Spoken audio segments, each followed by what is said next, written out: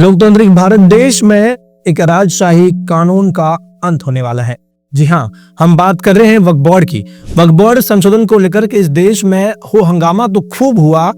लेकिन सड़कों पर नहीं, संसद में।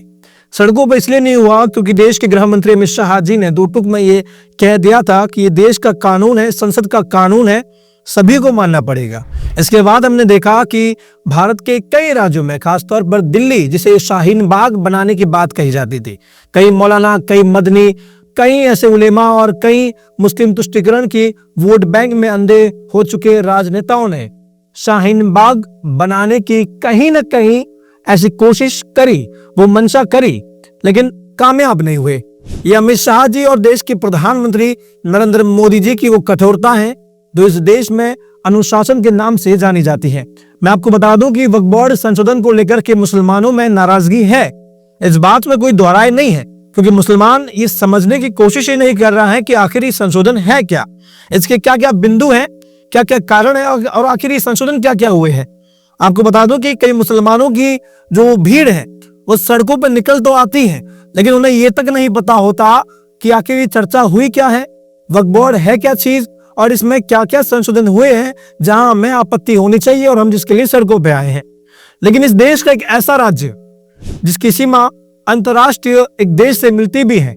बावजूद इसके उस देश में हिंसा का ऐसा मंजर आप देखेंगे तो आपकी रूह कांप उठेगी। उस राज्य का वो मंजर आपको कहीं न कहीं पड़ोसी मुल्क बांग्लादेश की राजधानी ढाका से दिखाई देगा। जी हाँ, हम बात कर रहे हैं पश्चिम बंगाल की, जिस सूबे की मुख्यमंत्री ममता बनर्जी हैं और वो लगातार मुस्लिम तुष्टिकरण की वोट बैंक की चाह में इस तरीके से अंधी हो चुकी है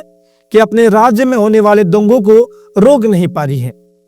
ये जो आप वीडियो देख रहे हैं, ये वीडियो पश्चिम बंगाल की मुर्शिदाबाद का है, जहां एकाएक लगभग 5,000 की मुस्लिम भीड़ सड़कों पर उतर आती है और देखते ही देखते इस देश की संपत्ति को, आपके और हमारी संपत्ति को देखते ही देखते आग के हवाले कर देती है। ये जो भीड़ है ये गुस्से में है, ये भीड़ कहीं गाड़ियों पर चढ़ जाती है, गाड़ियों पर तोड़फोड़ करती है, लगातार वक्फ बोर्ड संशोधन को लेकर के विरोध कर रही है और इस देश के कानून को नहीं मानने की बात कर रही है। ये वो भीड़ है जो ये दिखाना चाह रही है कि मुसलमानों की आप ताकत को देखिए और ये नजर लगाइए कि अभी तो केवल ये 5,000 सड़कों पे आए हैं, लेकिन अगर ये बढ़ गए तो आपके लिए बहुत मुश्किल होगा, इस देश की सरकार के लिए मुश्किल होगा और अन्य लोगों के लिए भी मुश्किल होगा। मैं ऐसा इसलिए कर रहा हूं क्योंकि अन्य लोगों के लिए भी मुश्किल होगा, क्योंकि इसी भीड़ ने, आप एक दृश्य और देख सकते हैं, इसी भीड़ में जब ये मुस्लिम भीड़ सड़कों पे उतर के आती है मजहब के नाम पर, इस्लाम के नाम पर और वक्फ बोर्ड के कानून को निरस्त करने की मांग को लेकर के जब सड़कों पे आ रही है, तो इस भीड़ को आखिर भगवा झंडे से क्या आपत्ति हुई। आप देख रहे होंगे इस वीडियो में साफ तौर पर ये मुस्लिम भीड़ एक हिंदू व्यक्ति को जो अपना वाहन लेकर के गुजर रहा था उसे रोकती है और उसके वाहन पर लगे भगवे झंडे को उतारने की बात कहती है। उस पर यह दबाव बनाया जाता है कि वो अपने गाड़ी से भगवे झंडे को हटा दे। सवाल तो ये कि आखिर ये भीड़ जब एक कानून को विरोध कर रही है तो इसमें भगवे झंडे से इन्हें क्या आपत्ति होने लगी। और ये आपत्ति भी, इस भीड़ का ये जोश जो है, ये जो आप हुड़दंग देख रहे हैं, ये पश्चिम बंगाल की पुलिस की मौजूदगी में है। वही पुलिस जो कई मोर्चों पर हमने देखा है कि फेल हो चुकी है। पश्चिम बंगाल में ऐसी कई घटनाक्रम हुए, चाहे रामनवमी हो जब हिंदू जुलूस पर पथराव होने वाले हो, चाहे ऐसे कई धार्मिक त्योहार हो जहां हिंदुओं के त्योहारों को रोकने की कोशिश करी गई हो, ये पुलिस भी फेल हो गई और ये मुस्लिम भीड़ सड़कों पर उतर आती है, हुड़दंग करती है, आगजनी करती है। लेकिन जब बात वक्फ बोर्ड के कानून की हो रही है, जहां इसकी खिलाफत की हो रही है, ये भीड़ एक ऐसा माहौल बना देती है, इस तरीके से आगजनी का माहौल बना देती है जिसे देख करके हर किसी की रूह कांप उठेगी। अब ममता बनर्जी के मंत्री तो ये तक कह दे रहे हैं कि जो भीड़ है, इस भीड़ को संबोधित करते हुए कह रहे हैं कि ये जो आप लोग कर रहे हैं, ये जो आगजनी कर रहे हैं, ये तोड़फोड़ कर रहे हैं, जो ये पश्चिम बंगाल का माहौल बिगाड़ रहे हैं, इसे देख करके सीएम ऑफिस से मुझे फोन आ रहे हैं कि वो बहुत संतुष्ट हैं। आप सोचिए कि क्या ममता बनर्जी के मंत्री का ये बयान ममता बनर्जी पर, जो कि इस देश के एक बड़े सूबे के मुख्यमंत्री हैं, उस पर सवाल खड़ा नहीं करती है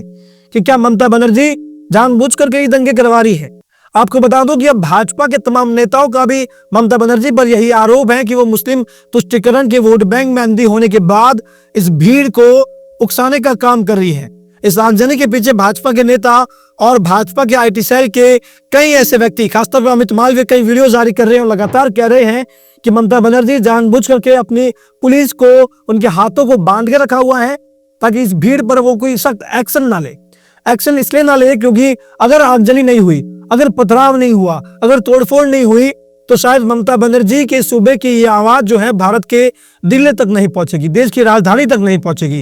लेकिन ये कौन सा तरीका होता है? जिस राज्य की सीमा बांग्लादेश से सटी हुई है, एक ऐसा देश जहां हाल ही में हिंदुओं का कत्लेआम हुआ, उन्हें पलायन के लिए मजबूर किया गया, उस देश से पश्चिम बंगाल की सीमा सटी हुई है जहां हम देख सकते हैं कि हिंदुओं के लिए एक बड़ा खतरा है। अगर फिर भी ममता बनर्जी को इस बात का क्या खौफ नहीं है कि पश्चिम बंगाल में जो डेमोग्राफिक चेंज हो रही है उसका फायदा बांग्लादेश के कई कट्टरपंथी भी उठा सकते हैं। अगर पश्चिम बंगाल में आगजनी होती है, तोड़फोड़ होती है और यहाँ का माहौल बिगड़ता है, यहाँ का सौहार्द बिगड़ता है, तो बांग्लादेश के कई कट्टरपंथी भी इस बात का फायदा उठा सकते हैं। अब ममता बनर्जी तो मुस्लिम वोट बैंक में इतना अंधी हो चुकी है कि वो भारत की संप्रभुता और बॉर्डर सिक्योरिटी को भी कहीं ना कहीं कटघरे में खड़ा कर दे रही है।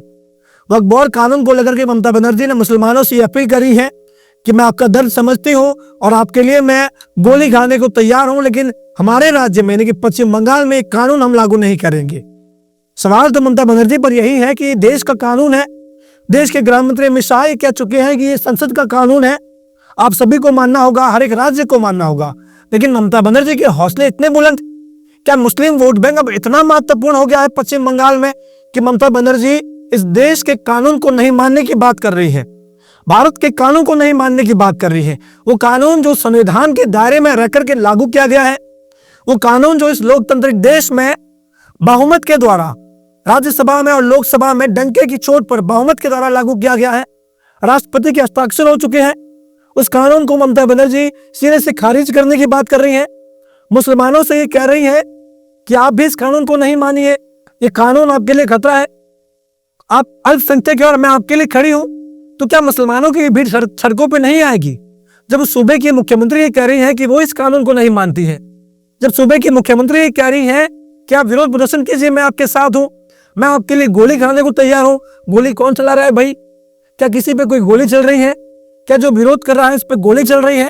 तो ममता बनर्जी को आखिर ऐसा बयान देने की क्या जरूरत पड़ी कि मैं आपके लिए गोली खाने को तैयार हूं?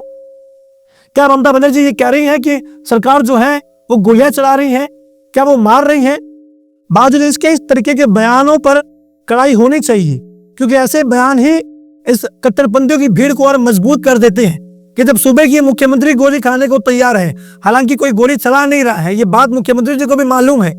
लेकिन फिर भी ऐसे बयान जो है इन कट्टरपंथियों को और मजबूत कर देते हैं और ये कट्टरपंथी सड़कों पे आते हैं क्योंकि उन्हें लगता है कि हम मुख्यमंत्री हमारे साथ है, मुख्यमंत्री की पुलिस हमारे साथ है। और ये तो आपने इस वीडियो में देखा भी कि पुलिस जो है वो मुखदर्शक बनकर के बैठी हुई है। पुलिस जो है वो ये देख रही है कि ये कट्टरपंथियों की भीड़ लगातार आगजनी कर रही है, लगातार पथराव कर रही है, लेकिन फिर भी हाथ बांध के खड़ी हुई है, उन्हें रोकने की उस तरीके से कोशिश नहीं करी गई है। पुलिस ये भी देख रही है कि ये वक्फ बोर्ड कानून के विरोध में अगर प्रदर्शन है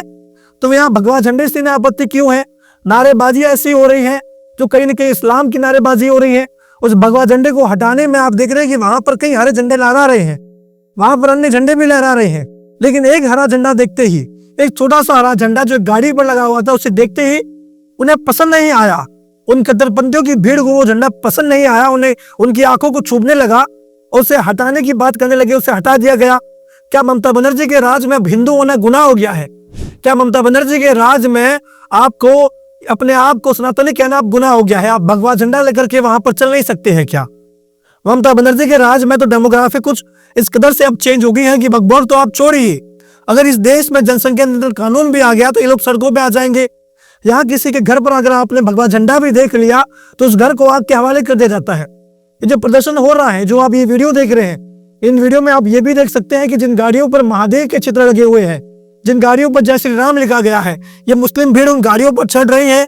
लात मार रही है, उन गाड़ियों के कांच तोड़ने की कोशिश कर रही है। अब ममता बनर्जी का ये सूबा कहीं ना कहीं आग में पूरी तरीके से झुलस चुका है। अगर आज पश्चिम बंगाल का हिंदू मजबूत नहीं होता है, अगर आज पश्चिम बंगाल में वो सांस्कृतिक सौहार्द मजबूत नहीं होता है, तो आने वाले समय में डेमोग्राफिक चेंज कुछ इस तरीके से बदल जाएगा कि भारत का ये राज्य जो कि बांग्लादेश से सटा हुआ है, कहीं ना कहीं हमारी संप्रभुता के लिए खतरा बन जाएगा। आप कमेंट में हमें जरूर बताइए कि आखिर क्या कारण है कि ममता बनर्जी जो अपने आप को एक मजबूत लीडर मानती है, अपने आप को एक धर्मनिरपेक्ष लीडर मानती है, उसके राज में मुसलमानों की ये उग्रवादी भीड़ सड़कों पर आती है और आगजनी करती है, तोड़फोड़ करती है और यहाँ तक कि इस भगवा झंडे को भी हटा देती है। आप कमेंट में ये भी बताइए कि क्या इस देश में वक्फ बोर्ड के कानून को लागू करने के लिए सरकार को हर एक कोशिश करनी चाहिए? क्या सख्ती इस तरीके से होनी चाहिए कि ममता बनर्जी जैसे या कुछ अन्य लोग भी जो कह रहे हैं कि कानून नहीं मानेंगे, उन्हें भी समझ में आ जाए कि इस देश की संप्रभुता के लिए जो जो कानून लागू होना चाहिए उसके लिए हर एक हिंदू भी इस देश की सरकार के साथ खड़ा हुआ है।